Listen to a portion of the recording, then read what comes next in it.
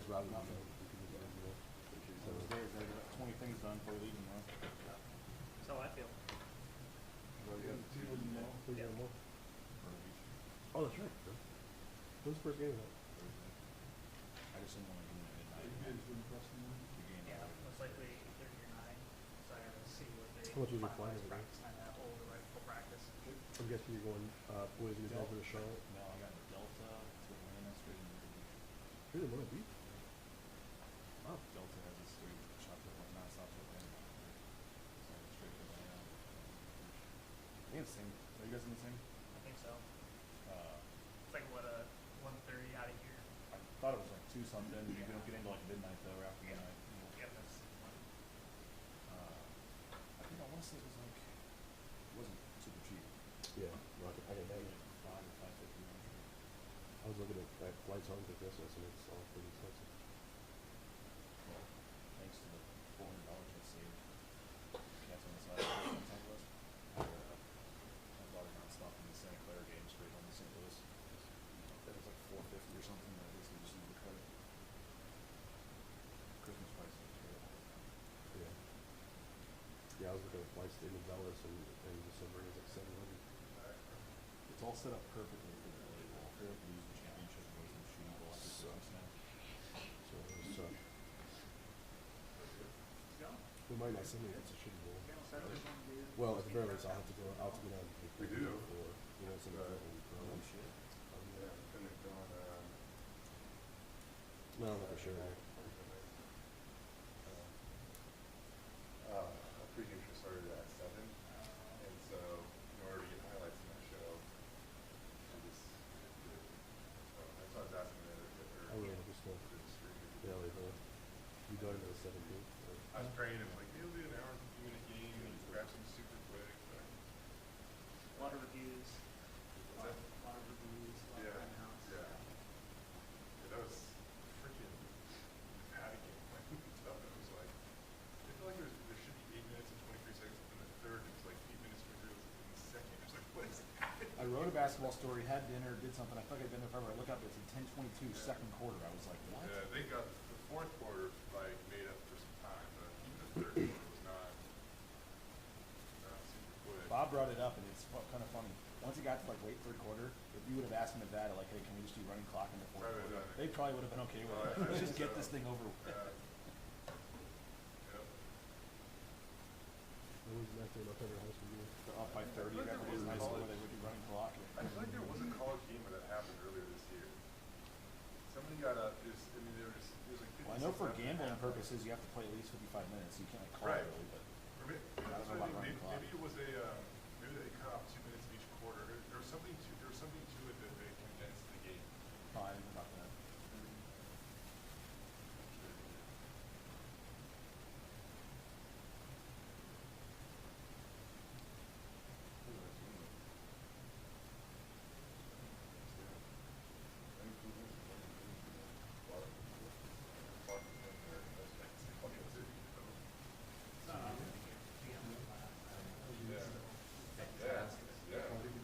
Oh yeah. San Diego, Yeah. college. Gotta go see it started with the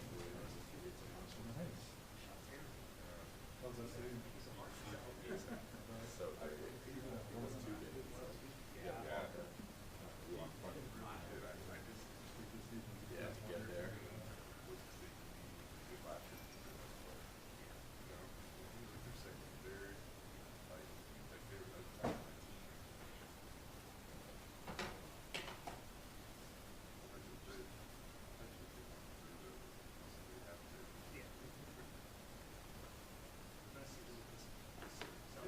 That's a better matchup for him. That was because Johnny called him out.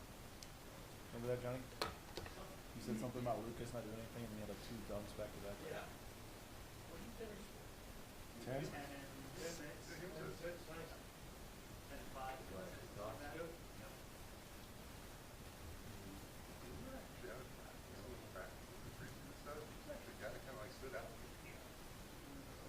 In that Carroll College game, you couldn't buy a bucket in the Carroll College game. Like, he was like 3 easy layups. Well, he missed a couple of easy ones too. Yeah, he did. But he scored on that gay, like their big dude. He scored on him at least once. Nice post move and then a couple dunks. He got into rhythm there in the second half where he had fouled out. He probably would have had an even better stat line. It's early in the season for a reason. He has a little guy though, because like again, it's South Dakota State is a horrible matchup right now, but in San Diego State or something like you're gonna need him. Wyoming, like you're gonna need him.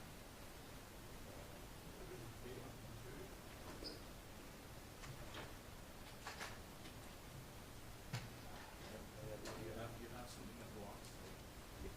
Me too. You never put that back. Yeah, I did, never did.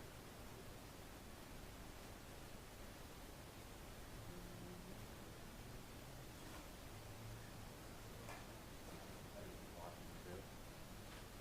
You either just follow the score. But Like 28-0 at half. yeah, that was, I saw that. Put myself through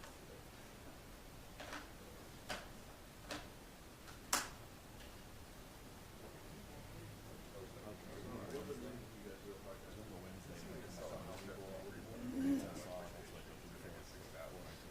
And then once they ice all the practice on, they show up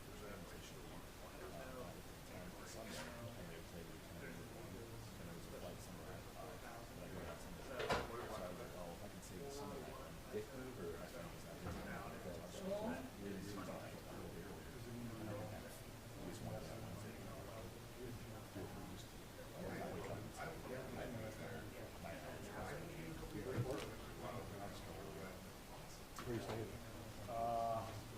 There's like a media hotel in Sheridan, I think, or something like West End. But the first night we didn't have any rooms last night. Homeless suites or something like that.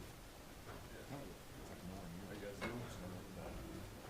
20 miles from hot I didn't even know there was a larger airport in Myrtle Beach than Andy. I thought it was just a small regional airport. What up, man?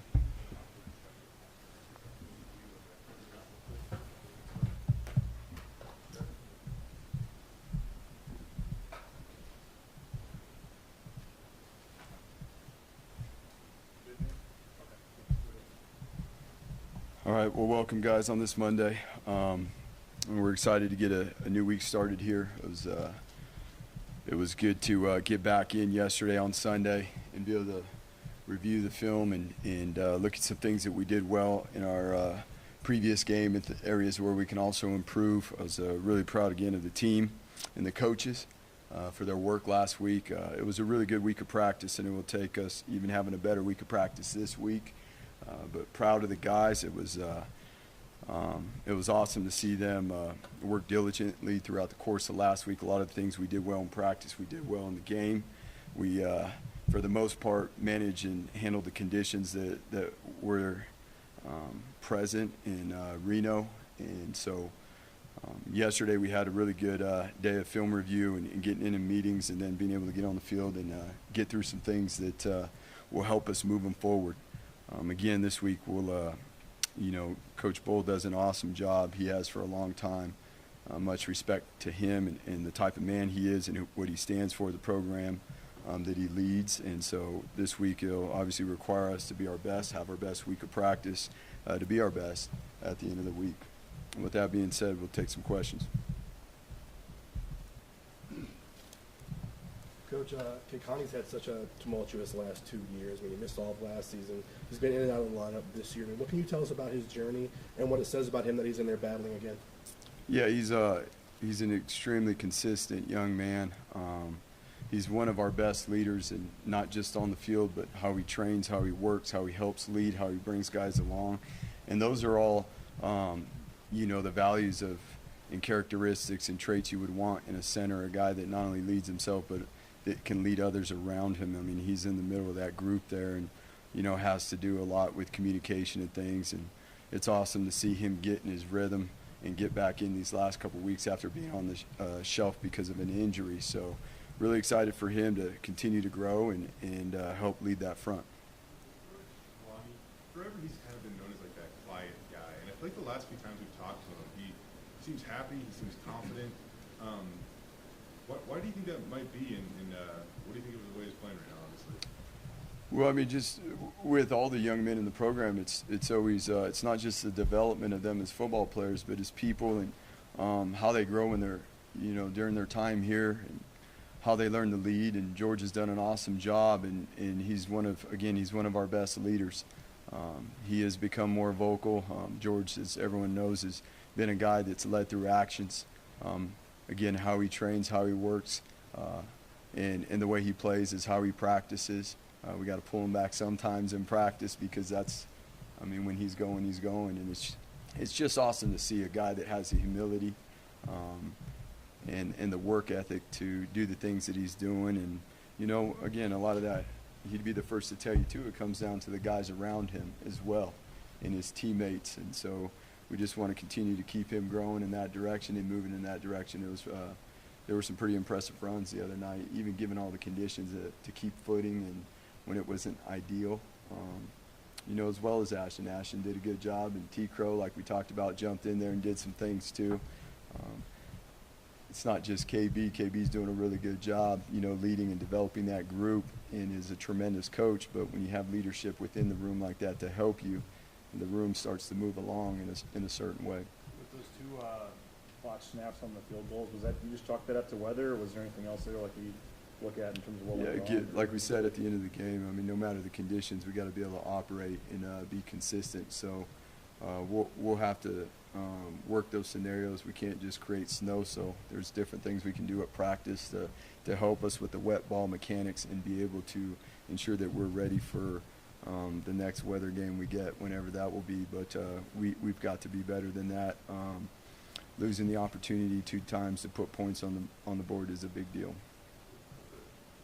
The variety of ways he can finish a run too. I think about finishing a run, it's always like running somebody over. He's obviously done that, but he's got a spin move, sidestep. It seems like he's got a real nice feel for finishing runs and not always having to absorb a bunch of contact. Well, I think that comes along with his growth too, and the development and what he's being taught now is how to run. And there is a time when it's time to get behind your pads, and be a physical runner. There's other times when you can use other tools to make tacklers miss. And again, I think that's a great job of what KB's doing in building not only their tools and their fundamentals as running backs, and but putting those drills, not only into what we call technical drills of just working on movements and different things like that, but then creating reactionary drills where guys are reacting and using those different tools and fundamentals that they're being taught. Why was Andrew Simpson so effective on Saturday? He did a nice job in the run game and then also created some pressure on the quarterback. He's got a little bit of a knack to him when it comes to pass rush, and we've seen that as well in where we originally saw that is on pump block, just his ability to create pressure on the punter, early on in spring. So that was awesome to see as we spoke about. You've got to, as a defense, you got to play off each other. The front's got to play off the back end. The back end's got to play off the front, and to be able to create pressure on the quarterback is a big deal. I'm guessing you've had a chance to watch film of Wyoming's last game. Jaden Clemens came in at quarterback. Such a cool story. He got moved to safety at Utah, walked on it at Wyoming. What did you see out of him stepping in there in a big spot?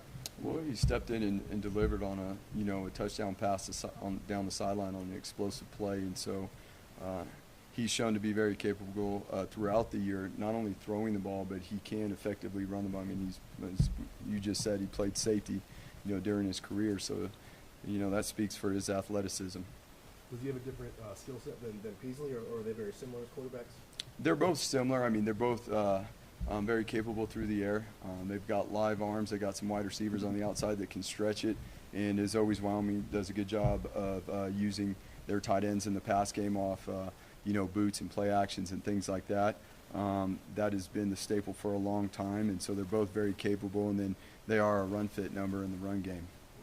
Jonah Thomas, obviously last year had such a great year, and he's backing that up again with another, solid year this year. What have you seen from Jonah? Just again, the consistency and the way he works, his process each and every week, each and every day, how he gets himself ready. He's very deliberate with everything he does at practice, and obviously that carries over into the games. When you look at Wyoming's defense, seems like every game it's low scoring. They don't allow much. So what makes their defense stout, and what lends their Right. games against who they play to be like 20-17 every time? Yeah, I mean, Jay does a great job as a coordinator. I mean, these guys are disciplined. They're tough. They're physical. They're very, very consistent with what they do in terms of their scheme because of their fundamentals and the techniques they play with. You don't see a lot of explosive plays. You know, they've done a really, really good job limiting opponents, you know, especially within conference. So it is going to be a huge challenge. We are going to have to be very efficient with our operation on offense and capitalize on our opportunities, and we're going to have a great week of practice. I was talking about Wyoming. Their running back Titus number 2. Wyoming has a knack for developing really tough, good runners, and he seems like he's next in line. Yeah, every year you face them. They got a physical front, their O-line, their tight ends. They got running backs every single year that have that speed, will hit the line of scrimmage hard, and that they're capable of catching the ball out of the backfield as well. So the backfield for Wyoming is typically, you know, a lot of their offense goes through the tailback position. Dirk Koetter, I mean, he just continues to be an impressive downfield threat for you guys. How cool has it been to see him kind of grow, and how much are you guys, you know, continue to put him in those spots more and more, it seems like? Yeah, you're talking about a young man that is, even through the early part of this season, who stayed the course and kept doing the things that his coaches were asking him to do to grow, to be more consistent within the meeting rooms, taking it to the practice field, having that success at practice, and then being able for that to translate over into the game. And obviously he has been productive for us, and we're going to continue to need that, or, you know, just to be able to have that outside vertical presence that he gives our offense. Oscar mentioned about Taylor's improvement, but watching the game, it sure looks like the receivers have improved a lot as the year's gone along. So from what you've seen in them, what you feel more confident about them now than maybe 2-3 weeks ago? Right. No, it's again, the persistence to a lot of it is, you know, it's a team. It's the greatest team sport there is. So it's guys working together, getting the timing down, and it's not just the wide receivers and the quarterback. Obviously, you got to have protection to be able to do the things you want to do in the pass game. But it's really good to see the momentum the wide receivers are building. Obviously, the quarterbacks are a huge part of that, and we got to continue to be able to build that. And you know, that's going to take our guys being persistent throughout the course of the week. You know, on a Tuesday, on a Wednesday, on our big practice days, and getting those quality reps, because each and every week it's different, right? You got a new defense, new coverage structures, new personnel that you're going against and how they play. And so each and every week, building that timing, it doesn't just carry over. We were talking to you after the game in Reno. You said this is one of the funnest teams you've been around or coached. I don't remember the exact phrase, but what makes that the case? Just how committed these guys are. You know, their passion for the game, their passion for each other, how they work together. You know, we got guys that are all in it for the family, for the team. They're, you know, they come with a humble and a hungry approach every day, and they're about getting better and helping each other and having fun doing that.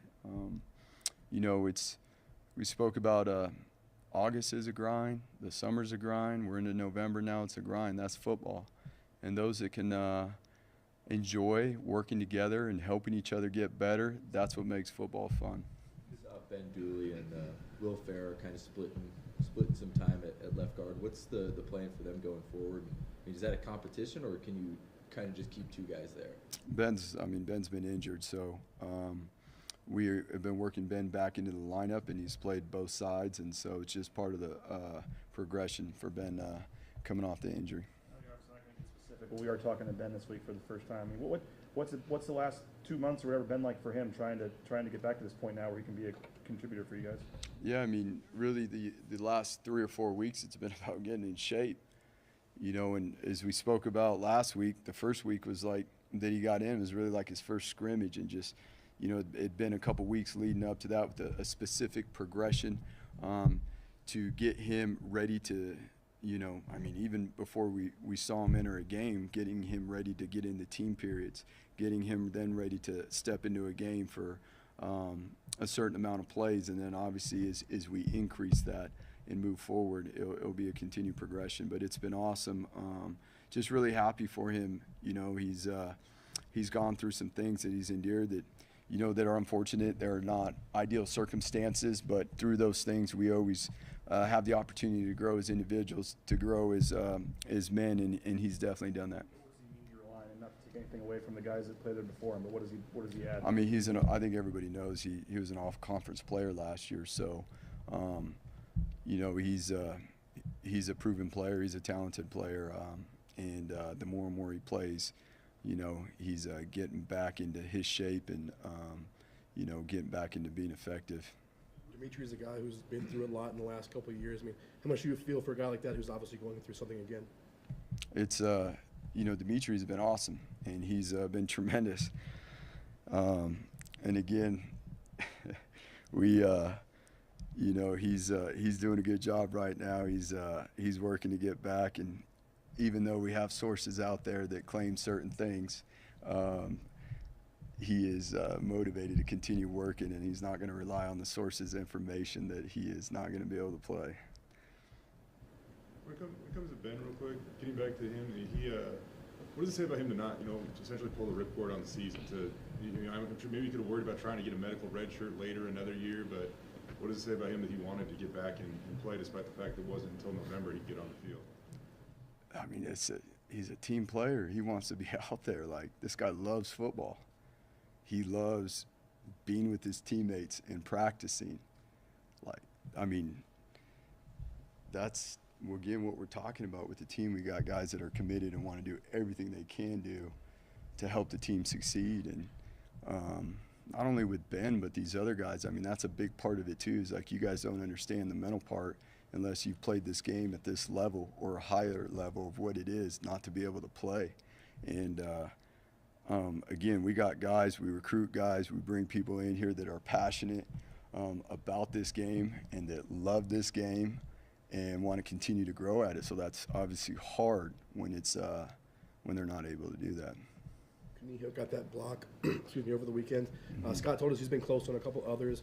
You know, when it comes to being a great blocker of kicks, you know, is that just natural instincts, or can a guy be trained to do that? No, that's a knack now. I mean, it's a knack to block kicks. Like, it's got to be a feel, guys. It's timing, it's angles, it's body position, and for a couple years now, he has been one of the best guys that has a really good feel of doing that. You know, through the course of the week, we identified some things last week where we felt like we would have a shot, and our special teams coaches spoke about it, and no, he brought it to life. It was pretty cool. It was fun to see. We'd been working diligently at trying to create an opportunity, you know, with our field goal block team, and it was awesome to see those guys come through on that. Tell us about that. Going back and watching Steph Cobb's catch down the Oh, yeah. That was, you know, that was tight coverage too. And the DB was right on Steph. And, I mean, honestly, the DB played it about as well as he could have. And, you know, even given the conditions, Steph made it unbelievable. And first of all, his body control, not only his athleticism to go up, and then the concentration to finish, you know, the way he did. Obviously, it was right in front of our bench, so we got front row seats on it. It was really awesome to see him come down with that. And, again, it's just there's plays being made like that in practice by our wide receivers. When those plays get made in practice like that, guys have the confidence to go and do it in the game. In the game on that play, we couldn't tell in the box that they had called, we knew they were reviewing it, but we thought they had called it incomplete. Did you know that they had called it complete when you were down there? Well, the question was really whether he went out of bounds and came back in or not. So that was the discussion. But yeah, I mean, everybody on the sideline knew that he had caught it. That was more of the question. I don't know if I remember a game where you guys on offense, I mean, it's happened obviously, but it's probably been a while, where you guys had more attempts of 10 yards or more downfield than you did within 10 yards of the line of scrimmage. And you guys were pretty aggressive. What's now allowing you guys to, you know, try to do that on offense where you're throwing the ball downfield more? So, I mean, again, each and every week is different, right, Jay? I mean, it just depends on what is the structure we're getting from the defense, what are the things, what is their plan. You know, as much as we want this, and this to happen, the reality of it is, I mean, you're playing against another team, and you've got to be able to see what their plan is, and within our plan, be able to attack. And sometimes it's going to call for more run plays. Sometimes it's going to call for more pass plays. And what pass plays you're talking about? Are they on the perimeter? Are they down the sideline? Are they over the middle of the field? That's, you know, those are the things that obviously you study throughout the course of the week and you put a plan together. But as we all know, a team is, you know, our opponents have the opportunity throughout the course of the week too to adjust and put something together to switch up some of the things that they've done. Andy, you've had an opportunity to see, or a lot of defensive players have had an opportunity to get a lot of reps this year, big game reps. Has the depth met your dependable depth standard so far now? I think overall, as a whole team, we're seeing, you know, a bunch of guys. We were just talking about the wide receiver position. We're talking about the O-line position. We're talking about the running back position. In relation to your question, we're talking about the front. In this game, that's what it's all about, you know, is recruiting, number one, the right people with the right skill set. And then all of us collectively doing here, the players including, helping everybody develop. And there's a lot of work that goes into this. You know, it's a year-round sport that requires a lot of training and dedication and sacrifice.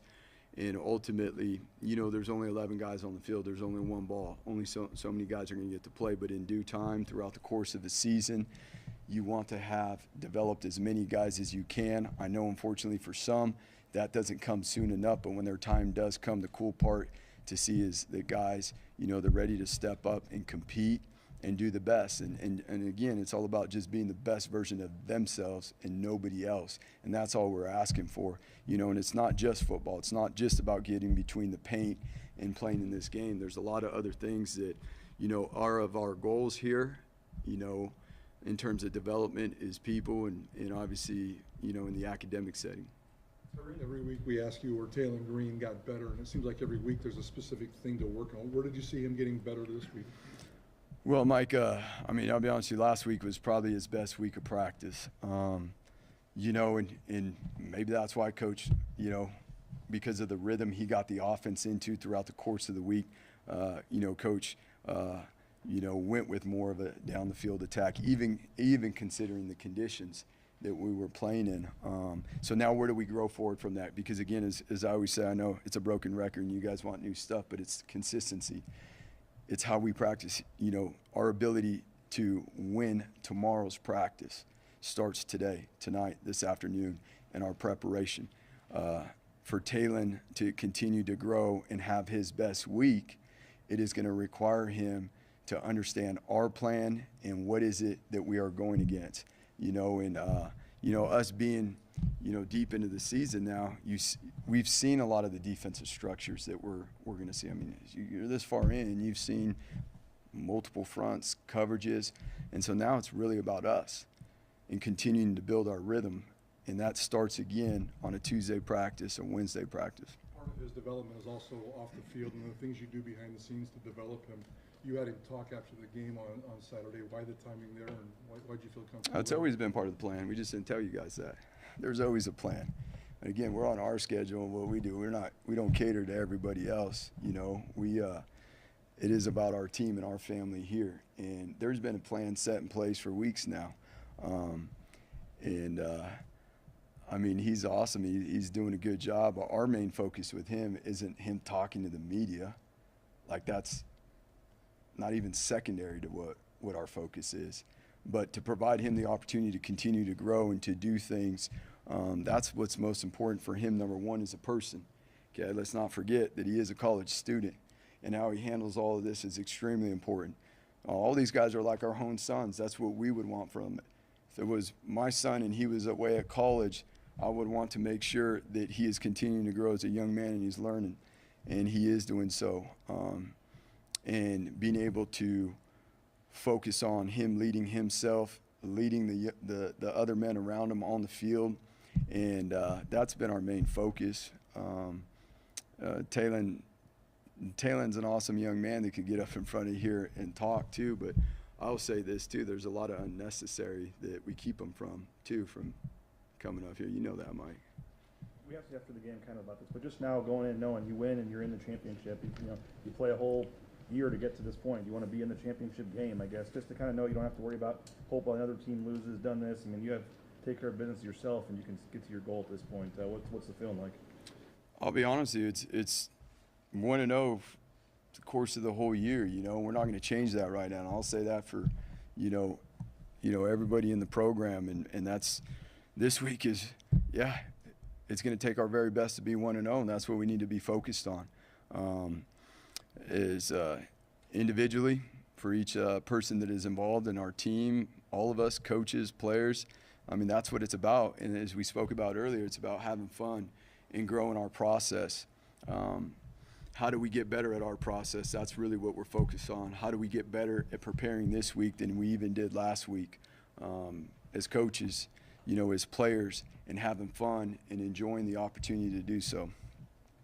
I know it's not the first time you guys played in weather like that, but you might see it again this weekend. What is the key to making sure that everything's right, on the sidelines, so that guys aren't having to worry about being cold or dry gloves or whatever it might be, and you brought the heated benches and stuff? Now we may need to get Dale up in front of the podium for you guys to answer all that stuff, because there's a lot that goes on from the support staff. There is. I'm not going to sit here and say there isn't. I'm sure Dale would rather the weather not be the way it was. That puts a lot more on his plate, but as we all know, he does a tremendous job with his staff and really all the support staff helping to be able to provide the players what they need to be their best. And again, I know the players realize that. They recognize all the things going on around them. And again, that's why I say it's cool to see, how thankful our players are, how humble they are about having the opportunity they do, knowing that they get the support from everybody around, because we know the conference we play in. We know some of the locations. As we said before, throughout the course of the year, we use different opportunities to prepare ourselves to train in certain elements. And because ultimately, at the end of the day, when you get to game day, it's about relying on your training and your preparation. Last question. For Scott Matlock, he said that was his first full sack of the season that he got. For a guy that's taken on as many double and triple teams as he has this year, what's it like for him to kind of reap an award, like a reward like that? Yeah, no, Scotty is, again, for some positions, you can't just look at a stat line to see how a guy played. There's certain positions where you're fooling yourself if that's what you look for, in how efficient, how effective he's been for not only our defense but our team. This is a guy that helps lead the whole team. He's just not a leader in the D-line room or, for the defense. This is a guy that helps lead the whole team. So that was an awesome play. He did a really good job in the particular front we were in, and how we were rushing and attacking the pocket. And again, it goes right back to it, because I can show you the clips at practice where he did an unbelievable job. It looked exactly the way it did, and his attention to detail in practice looked like exactly the same as it did in the game. So we're fired up for Scotty, and just want to continue to find ways to help him be extremely effective and productive. Thank you, guys.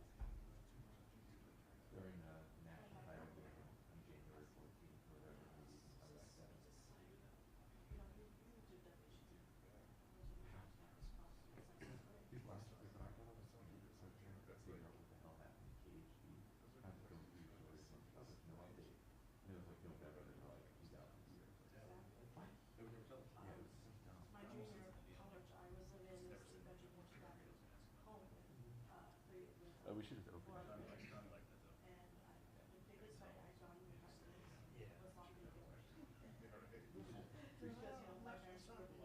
We should ask it.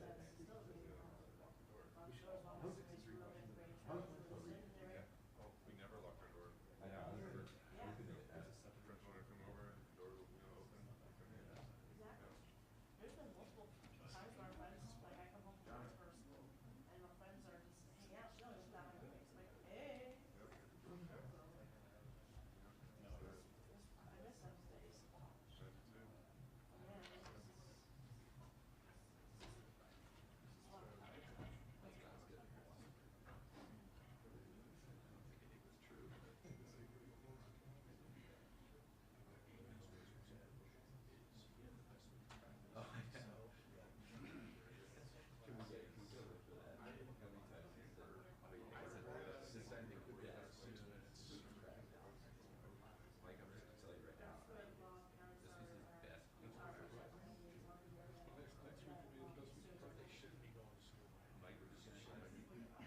fun.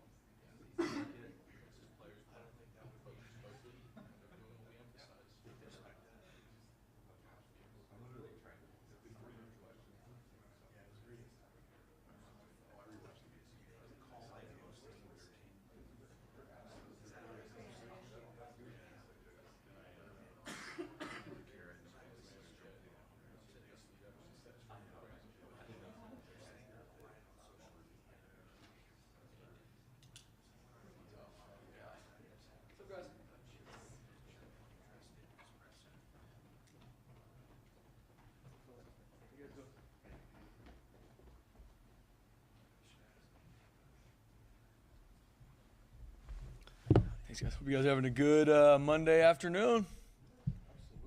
Always good to see you guys. I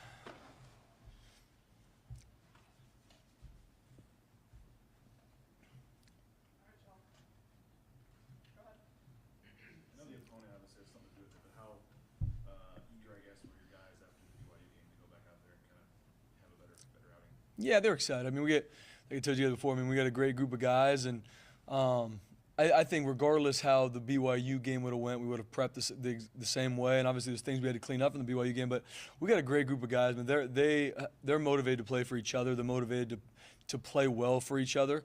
And so it's easy as a coaching staff to be able to put the stuff in front of them. This we need to grow in, this we need to do better.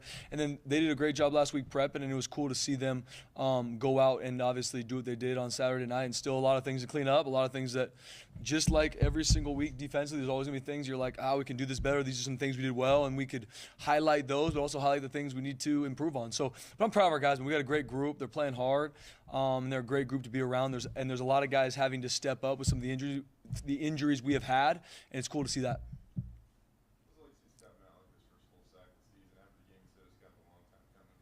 Yeah, I mean, it was someone told me that after the game, and I was a little bit shocked that it was his first, quote unquote, full sack. But I mean, what Scott does for our defense, for our team, let me start with that, as a leader, as just that guy that you're always going to get Scott's best from practice to the weight room to meetings.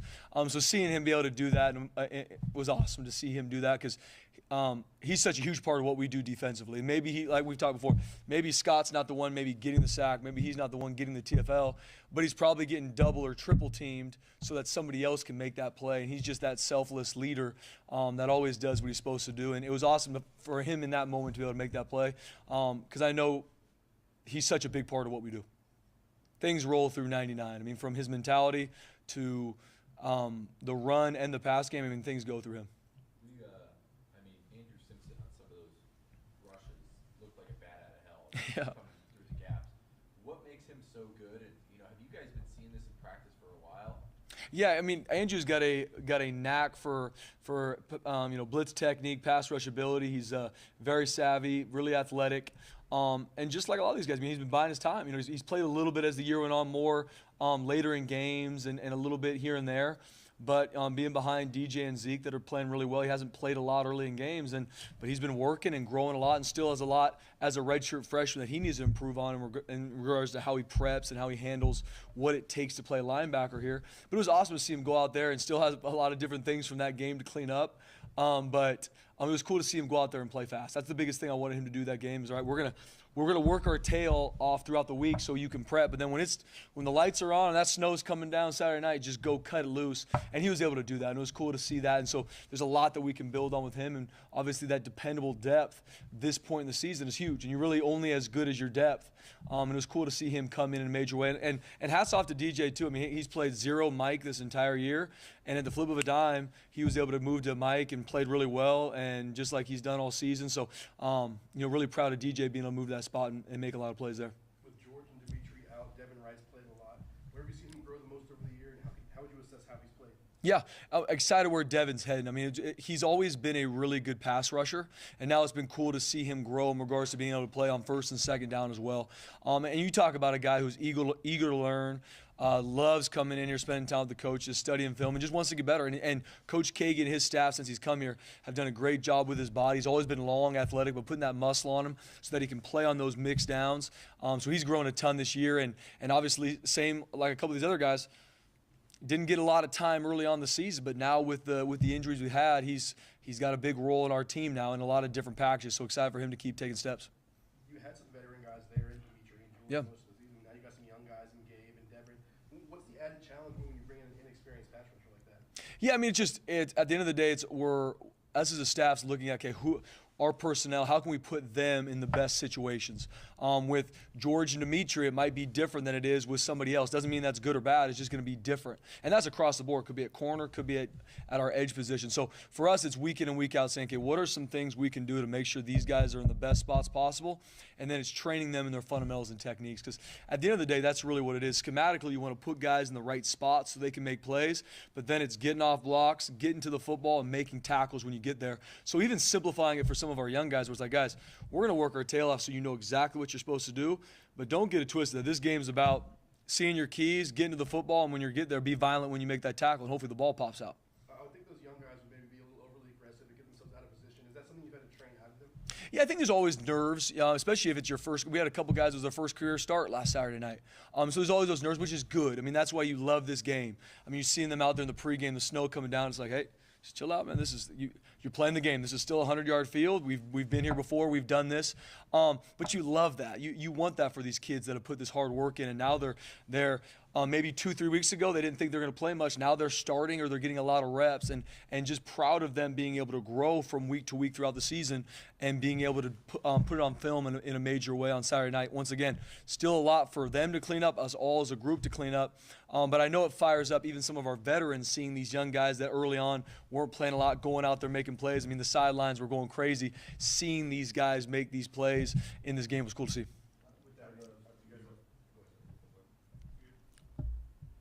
say like they're starters for a reason though too. So when you have some of these guys that get injured, I know you like dependable depth, and you can only go so far down the chart before the play drops off. I mean, especially at the edge position, I guess. So maybe with three of your top 4 guys going into the year or whatever. And what are you dealing with there at the edge spots? Yeah, at the end of the day, you go into season with a depth chart, like you said, BG. These are our starters for a reason. These are the backups, and so on and so forth. And as you get to this point in the season, you gotta look at all positions too. And it's something where it's not just because you can't go into a game defensively different than offensively. Hey, if we're running out of receivers, we might play with more tight ends. You can't do that defensively. You react to what you're given. And so just trying to find always ways we can use our personnel and put them in the best spots. If a guy can play this position and maybe he wasn't there early in the year, we're going to find ways to move guys around, just like moving DJ to Mike, or looking at different guys that maybe played defensive end to start the year. Now they're playing more stud for us. So we're always looking at different ways to put our guys in the best spots. But at the end of the day, who we have is more than enough. We got a great group of guys, and even guys that are banged up, they're fighting their tail off to get healthy and get some of those guys back later on this year. And so I'm fired up where this group's going, and the guys that we have that are healthy are going to be ready to go.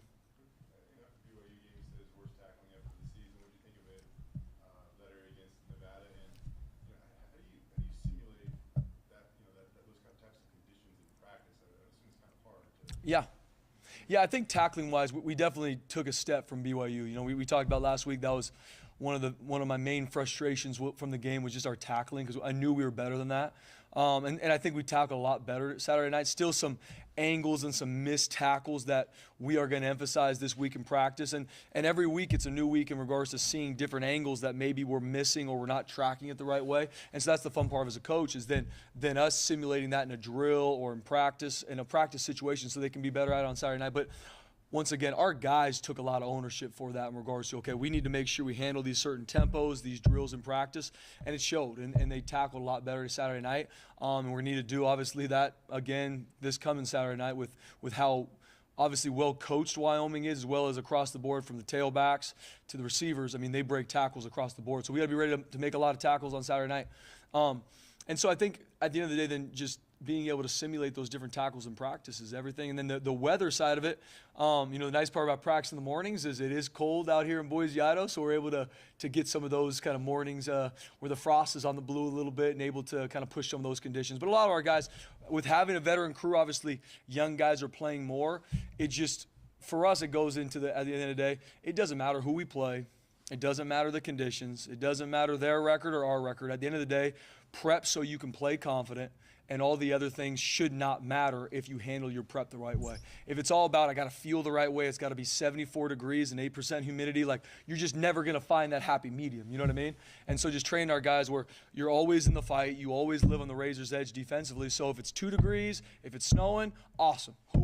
Guys are joking pregame, this is football weather. It's like, yeah, let's go to work. Let's have some fun doing this thing. So just trying to breathe that into their mentality. You've coached a lot of games against Wyoming. What have you come to expect from their offense? First off, just the amount of respect we have for them as a full team, is through the roof. Got a lot of respect for what they do on all 3 phases. But we know, I think they do a phenomenal job looking at how we've been attacked. Hats off to their offensive staff. If we've been attacked a certain way this year, a pass play, a run play, a formation, we're going to see it on Saturday night. Like, they do a really good job, not just calling plays. They're calling plays to attack weaknesses that they might see in us. And so we know that every year. We know they're going to be extremely tough. They're going to be extremely well coached. You don't see them get a lot of penalties. You don't see them cower down one bit. They're going to be in the fight the entire game. That's why usually every time we play them, it's an absolute dogfight. Our guys know that. I'm sure they know that. And we obviously know it's at stake Saturday night. And so our guys are getting ready for the battle that's waiting for them Saturday night. But the utmost respect for what they do. And I think offensively, in regards to how they use their personnel, the different personnel groupings, it's always a challenge to defend. And our guys are excited for the challenge. They always seem to have a next level linebacker, whether it's Logan Wilson or Chapman Lamont. Now Easton Gibbs. I know you're usually focused on the offense, but do you get a chance to watch guys like that during the season or maybe in the offseason? Yeah, no doubt. We were able to have a couple crossover games. So they play BYU. So obviously when we're studying BYU's offense, watching Wyoming, obviously Air Force when they played them. So I got a lot of respect for what they do defensively too. I think those linebackers fly around. They put a lot of different stress on offense in regards to some of the different blitzes they give. Haven't studied them a ton just from a schematic standpoint, but love seeing those boys fly around, especially those linebackers. I mean, it's cool to see. And there's even been a couple clips that I've used to show the LBs, like, you better look like this Saturday, and they have a lot of fun with that. He's very explosive off his first cut. He does a great job pressing the run play front side, and then at the drop of a dime can put his foot in the ground, and then he can get vertical in a heartbeat. And so if your pursuit angles, if your tackling is not on point, he can split you right down the middle. And the thing about number 7 and number 2, like we're talking about, is they can go the distance. It's not like, dang it, we misfit it. Now it's a 20-yard gain, 25-yard gain, which you don't love. But against these guys, I mean, it's a 70-yarder. It's out if you don't have the post that can get it down. And so that's how they are. That's how they've been. That's how they've been coached. They create run plays to be explosive. And so we got to make sure from a tackling to a fit standpoint, and they do a great job. Everybody's going to be in the run fit. It's not just going to be on Scott Matlock and a D tackle. It's going to be from the corners to the linebackers because of the different movers and the formations. It's going to take all 11 of us to stop the run. And stopping those 2 tailbacks is a huge challenge and a huge task that we're going to be working our tail off to prep for. Spencer, you said you went to church, your same church as Taylor. Yes. A couple weeks ago. How is he handling whatever this is, stardom or becoming the face of a program? You seem to know the kid pretty well. Yeah. Obviously, where do you think that's going? How's he going to handle this? And in the day-to-day, just seeing him in the hallways and seeing him, I mean, the awesome thing about Taylor is just he seems like the exact same guy when no one knew who Taylor Green was. That's what I love about Taylon Green. Now everybody knows who he is, and he deserves it with what he's been doing and how he's been leading that group. But seeing him, he's a low ego, high output guy. Always has a smile on his face. When you see him, I'll mess with him, hit him a little bit, even though he can pat me on the head and drink soup off the top of my head. He's that type of an athlete and a player. But he's just a great kid to be around. Our guys love being around him defensively. When he scores, I mean, you can just see the love that our team has for Taylon, and obviously how he's really galvanized that whole group. But I think he's taking it in stride, and he's doing a good job staying true to who he is. And just like everybody on our team, he's excited to keep growing, and Coach Koetter and the offensive staff have done a great job with having him grow over the year. When it's snowing and it's like bad footing and stuff, does the offense have an advantage because the receivers and stuff know their routes, or does the defense, just because it's hard to hang on to the ball, like is there one side when it's bad conditions that has the advantage? That's a good question, BJ. I don't know if one side. I think you're all kind of dealing with it. I think just like anything, there's pros and cons to either side of the ball. I would assume it's going to be a little bit harder to catch, but I would assume it's easier when, like you said, if a receiver knows I'm going to plant at 5 yards and a DB's got to react, it's going to be easier for that receiver to get in and out of his breaks. So I think there's a yin and yang to both sides. I think the cool part about a weather game like that is that's true football, right? This game is not getting canceled. Nothing short of obviously lightning or thunderstorm, and so there's a grit part to it in those games that you thrive on, especially defensively. You want to be able to go in those games. If it turns into a game where maybe you can't throw the ball the same way, that we want to be able to grind it out defensively, and so you want to be able to pride yourself on that. We saw Noe have a couple impressive pass breakups, a couple you had to catch up to the guy. But I mean, what have you thought of your corners coming on Saturday coming back from that play? Yeah, I think Coach Warren, does a great job with those guys, just building the confidence in them getting ready to play. Because especially on the outside, you live on the razor's edge. Because at the end of the day, no one's talking about you until you get a ball caught on you, right? And that's what the elite corners. You might not hear their name all game, and then all of a sudden everybody's yelling at this player because he had one ball caught on, but no one saw the 15 that he locked down, right? And you got to be able to move past the games that maybe you played bad or didn't play up to the standard you want to play with. You also got to move on in game if you get a ball caught on you, because especially for us defensively, we will challenge receivers at the line of scrimmage. We press, and we're going to try to strangle you out of the line and play tight coverage. With that, sometimes you give up some throws. And at the end of the day, our guys, Noe, Biggs, Tyler Buff, Jalen Clark, are doing a great job just every rep getting right back up there, lining back up again, not being scared, not being timid. At the end of the day, that's their part of the puzzle in regards to playing really good defense, and they're doing a great job. And they did a great job bouncing back from a couple passes they gave up against BYU, which obviously they didn't want to. But the BYU game, and I keep coming back to it, it definitely was not. It's not one position. It's not one thing. At the end of the day, I take full responsibility for it, and I told the players that because I need to make sure they're in better spots. But seeing them come out last week and how they responded from it and how they came to work from Sunday, Monday to prepare for Nevada and play the way they did Saturday night. Once again, obviously still a lot from even that game we need to clean up from some fits, from some tackles. But just proud of how they responded and really took that coaching and grew from it.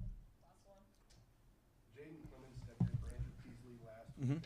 Such a cool story. He got moved to safety at Utah, walked on at Wyoming. What did you see out of him stepping in a big spot? Yeah, I mean, and obviously, found a way to lead him to victory in a huge game for them. So got a lot of respect for what he does. And I think the offense will be very similar. From Peasley's in there, he can run it, he can throw it, had the big-time shot down the sideline to win the game. And so from a preparation standpoint, both Peasley and him can run that offense the right way. And that offense is always tough to defend, but especially when they got a quarterback like Peasley, like Clemens, where they're also, you got to count them in the run fit, which they always have that at Wyoming. It makes it even tougher in regards to having to cover for his number as well. So, and knowing that program, they will be ready. He will be ready. If he's tasked to be the starter, they will have a game plan for us that fits to his skill set because he can throw it and he can run it, and we know they'll be ready for us. Thanks, Spence. Appreciate it, guys. Happy almost Thanksgiving. 1 week at a time. Yeah, no doubt. Merry Christmas, guys. Go to Happy New Year. Yeah. Happy Easter, fellas.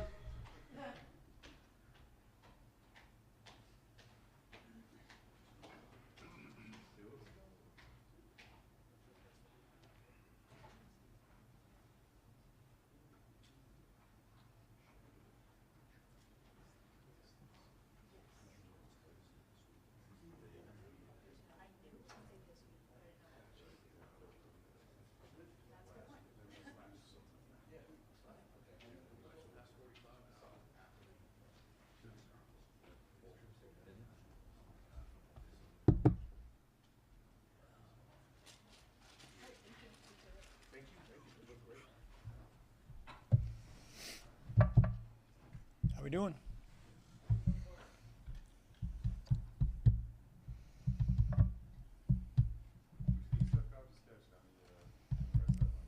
Really nice.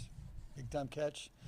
I thought that ref did a great job because that ref initially signaled incomplete, and you could see the wheels turning, and that was a good job by him of really thinking through what happened there. Because a lot of times those refs, when they initially signal incomplete, then they won't change their mind. So that was an unbelievable catch and a good job of officiating. You said a couple weeks ago they were blitzing you a lot. Is that still the case? If so, why? If not, why? Some teams have, some teams haven't. I mean, BYU came out and blitzed us more and different than we had seen them in the past. Nevada blitzed about the same amount they've been blitzing other teams. So, you know, you're always studying defenses that you're playing and see, like, what's their pressure percentage on different field zones, different down and distances.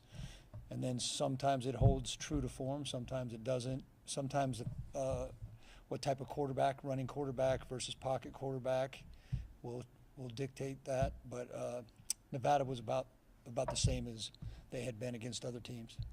Jalen seemed a lot more confident in his receivers on those deep balls over the weekend. I mean, in your experience, is that trust in his receivers something that the great quarterbacks always share, they always have? And what does it take for a receiver to build that confidence? Well, for the receiver, he has to make plays. You know, that's how the receiver does it. Is when he gets his chances, he makes plays. So for a quarterback, you know, mostly on the downfield throws, you know, we just talked to Talon about giving him a chance, like give him a chance to make a play. So him to, you know, we got some guys on 50-50 balls. That's what some people call them, can go get it, and they're probably doing better than 50-50 right now. So yeah, it's both. It's both. It's a quarterback giving him a chance, and then those guys showing they can make the plays. And you know, that's something that you build in practice. Hopefully for Talon moving forward, they build that in the off season. That's the kind of stuff they can work on, you know, without the coaches out there on their own. Going along with that, it's, you know, we've seen his timing be so good on some throws where it seems like he's hitting receivers right when they come out of their breaks. How do you as a coach teach that? Is that footwork, or is that just continuity, the timing? How do you get that? It's both. It's both. So the footwork is part of it. You know, tying his, whether it's a drop back or it's on the move, tying. I mean, it's really a matter of just knowing how many steps you can take based on how deep the receiver's going, how far the ball has to travel, and you know, at what time that you have to let it go. And Talon has improved greatly in that area, and continues. You know, he had a couple of throws that, especially in the red zone the other night, that, you know, ball location or getting the ball out a little quicker, and then obviously weather added to that, and a slick field added to that the other night. Did you have to change anything for him? I mean, you knew the weather was coming, so that was probably part of the Monday through Friday prep. But when it came down like that, did you have to tweak anything for him? I'm assuming he's rarely, if ever, played in snow. Yeah, I'm sure he hasn't. You know, we worked some wet ball stuff the last couple of weeks just in practice, and the ball being wet more than the snow. I think the snow affected more the vision of the receivers, you know, at times in that second quarter, especially on either deep balls or on kicks. That ball was hard to track. But yeah, I was a little nervous in warm-ups. We had some issues in warm-ups, but you know, they snapped out of it pretty quick. Are we getting guys more touches? Yeah, who do you want this week? Who is it this week? How eager are you to get George Trelawney a few more passes? Same answer as last week. I could care less. I mean, last week you asked for Ashton to get more. I thought someone was going to be asking for T. Crow more touches after what he did. I mean, yeah, of course. Let's get T. Crow some touches, and let's give Fato some touches. Oh, he was hurt. He couldn't be out there. So. You play 4 quarterbacks. Can you play 5? No, we don't have 5. What did Maddox do the last couple weeks to, you know, kind of jump up to that number 2? You know, he's just real consistent, and he gets the ball out on time, and he makes good decisions, and he's just really come on strong. And we still like Sam a lot as well. That's that's not a forever battle, and I think competition during the season is healthy. Another good example of that is how Eric McAllister has pushed Billy Wingfield, and I think Billy has played better since we started playing McAllister more. So, I mean, competition usually brings out the best in everybody. I know you've been like around the last couple of years, but obviously getting Ben Dooley kind of eased back into action along the line. How, I guess, what does he add? I'm not taking anything away from the other guys, but if you keep getting him back in there, what does that do for the line? Yeah, just a proven, very stout, strong run blocker that can move people off the line of scrimmage. And, you know, Ben's coming off a very, very serious injury. I mean, it's been a long road back for him, and he's worked hard to get back. It's unfortunate that it's at this part of the season that now he's, you know, because when it's a lower extremity, it also affects your conditioning. So, you know, just to get back in football shape, he's got an awesome attitude, and we're all rooting for him. And it's just, you know, it's just not an easy road back, but he's sure working at it. How impressive was George Alani's 49-yard touchdown run? And kind of talking with him about it, man. Like, from the time he got the ball, everything he did was very intentional in order to get to the end zone. Well, first of all, if you saw the film clip of that from the end zone, that hole was about as big as you're ever going to see in college football. I mean, the initial 15 yards that he got on that was all due to great blocking, and we had several plays like that. But that last 15 yards, man, he had two runs like that. He had that other one at the other end of the stadium where he, you know, made people miss. He carried people. He broke. That goes back to when we were just talking about George a couple weeks ago. His lower body power is real impressive, and yeah, that was a highlight run for sure. You call different runs for him than Ashton, because it seems like when Ashton goes through, a lot of his seem to be powerful, more straight ahead, and George sometimes can do things, or is it just the way, once they get across the line, that they have different Yeah, styles? that's just their styles. Yeah, that's just their styles. Ashton had a couple real nice runs when he first went in, and I think that was really the first game since Ashton got hurt at Air Force that he was back 100%, like really feeling himself. You could, right when he went in, his first two touches, you know, he really gives us a great 1-2 punch when those guys are both fully healthy.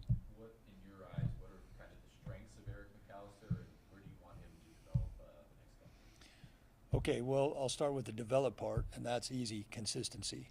Like, very talented kid, and like those 50-50 balls, he's way higher than 50-50. You know, he goes and gets it. And so consistency and doing all the things that Coach Miller is coaching him to do as a wideout, including blocking. Like, our receivers blocked their tails off in this game. There's some, Coach Avalos at the team meeting yesterday showed some, not only the line, the tight ends, but the receivers had some really good blocking. So Emac, as he's known, he just has to be more consistent. Real talent, bright future for that kid. How much does this offense need somebody like that, though, in order to kind of be able to open things up the stretch? Sure, every offense needs that. You know, whether you either need fast guys who can take the top off, and you need big guys who can go get those 50-50 jump balls. How hard, I mean, it's one thing in the offseason to pass guys up or to earn the playing time, but like in the middle of the season to be able to, you know, you look at the guys ahead of them, you guys got some pretty good wide receivers. I mean, how rare, I guess, or hard is that to be able to do what he's doing to earn this playing time in the middle of the season? Well, I think that just depends on the coaching staff. You know, Coach Avalos, again, he's got these guys competing hard during the week. And on Tuesday practices, we do more good on good here than any place I've ever been. We do a lot of good on good, meaning, you know, our best offensive guys against our best defensive guys running our own schemes, so not necessarily our opponent's schemes. And then I think just, again, Coach Avalos having the courage to keep adjusting the depth chart, not just because of injury, but because of performance. And so when players see that, guess what? That's why guys are willing to keep competing instead of just saying, oh, I'm going to wait till next year, I'm a red shirt, or I'm a backup, or whatever.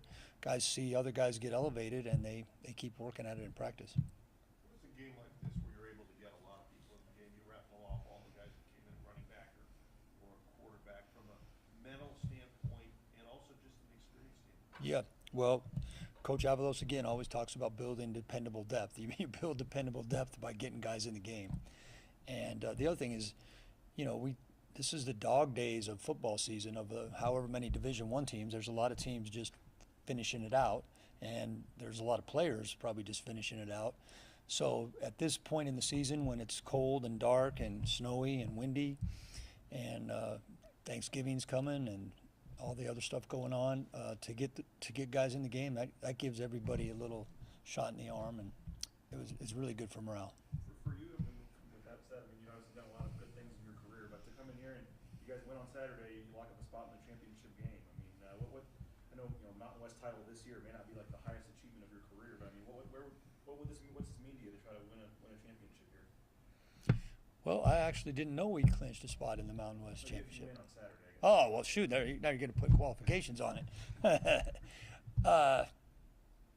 Yeah. I mean, if you're a competitor, you want to win. And, I mean, one of the reasons I came back was for this group of players and this group of coaches to, give them my best for these couple months. And, these guys work hard. We all put a lot into it. So, we'll give it our best to get it. It's real important. I know it's early, and I know 6 weeks ago we were just questioning whether Taylor Green could even throw a football. Do you see the initial signs of pro football potential for him as a part of a responsibility of a program to kind of identify that early and groom him on and off the field to get to where he could potentially go? Oh, that's a good question right there. Taylor is just improving at such a rapid rate, and it's exceeded even my expectations, and I have very high expectations as how quickly he's gotten to where he is. I hadn't given that too much thought. I mean, I think it's probably a better off-season topic or for some talk radio show or something like that, but not for me to talk about. What about Wyoming's defense? Their numbers look pretty good, so what are you expecting to see? What did they Yep. do? Well, it starts off with Wyoming's defense is extremely well coached and fundamentally sound. Like they play their techniques, and they've only got 3 starters back, so they're relatively young, but they have really, really good length. They have 6'3", 6'4", 6'5" guys across the front. They have big, tall linebackers. They've always had successful linebackers. They have a couple guys playing in the NFL right now, and they have two good ones this year. A lot of new guys in the secondary from last year, but Coach Bowl is a heck of a football coach, and it's just we had, I think, 13 explosives last week in the Nevada game. It'll be hard to get 13 explosives in multiple games against Wyoming. They're just not going to give you much. You got to earn it, and to move the ball on these guys, you got to execute. They're good tacklers, so we have a big challenge. I mean, that's why they're where they're at as a program. They're a hard team. It's not that they're overly complicated. They're just good at what they do, and I would equate that a lot to how Boise State's defense is.